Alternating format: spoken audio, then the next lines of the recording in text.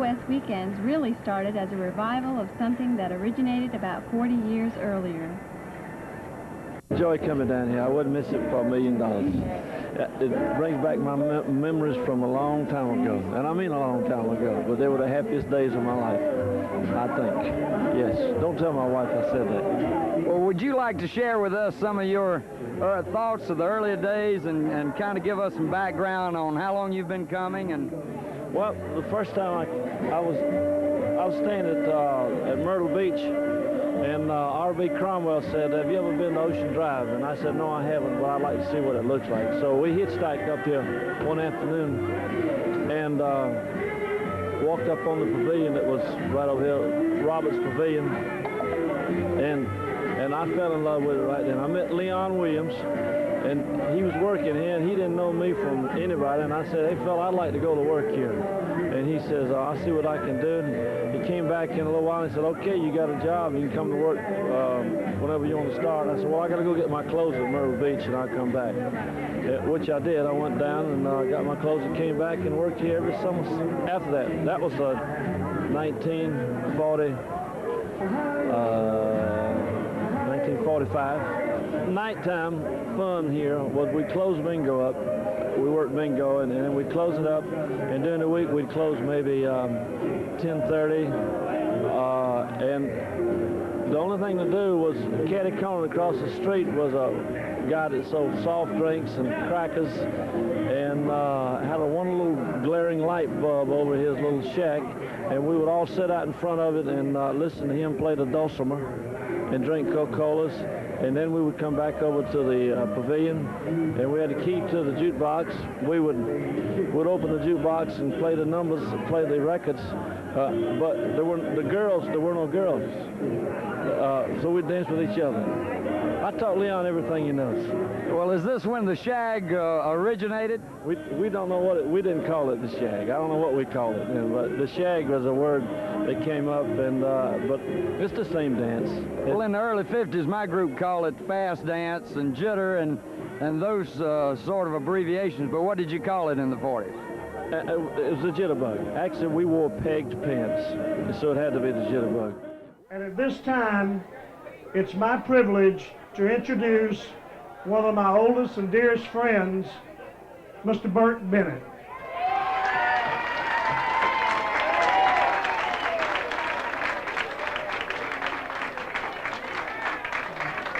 Burt's originally from Columbia, South Carolina. There you are, you slide down with you. He weighs the same thing, got the same pair of pants you stole from me a long time ago. We have been through so much together that it's almost unreal. Burt, come on out a little bit, Burt. The people over here on the left side said they wanted to see you because you're something special. You've been a friend since the beginning of time. Burt worked at the old Roberts Pavilion with Leon Williams. He did everything that you have to do to get into the Hall of Fame, including know how to dance, and he's just been a marvelous dancer all these years. But what people don't know is that he's a better Charleston dancer than he is a Shagger. I know you know it because you've seen me and Burt Charleston together so many times. But truly, it's my... No story. No story. From me. Oh, yeah. Okay. Oh, yeah. Forget it. Yeah. But truly, it is a pleasure to have Burt enter into the realm of the Hall of Fame with all of us. He's deserved to be here years and years ago. And I see Leon Williams sneaking up now.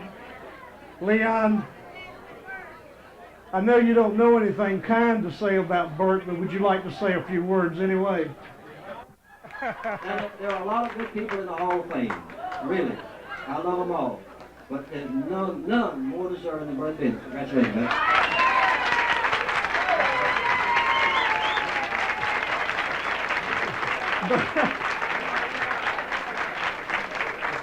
I don't know how I ended up with Burt Bennett at the first Darlington 500, but Burt and I we were down here for Labor Day weekend, and it was the first year they had the Darlington 500. And Burt and I were walking around, I was on my way back to Dunn, North Carolina, and Burt was going back to Columbia, and we just ended up over at the races to see what was going on. We were both about to starve to death. And we had 25 cents between us, and we're sitting down on the steps, and this lady opened up a sandwich. You could smell that ham. And Harry looked over at that lady and said, "Give me one!"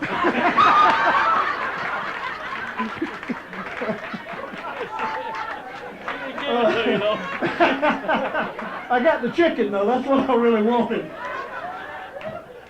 But Burt, really, it is a pleasure to have you in the Hall of Fame. And who are you going to dance with? Vera Williams. And she promised to let me lead this time. And she's going to let you lead, okay? That sounds great, Burt. We're looking forward to it.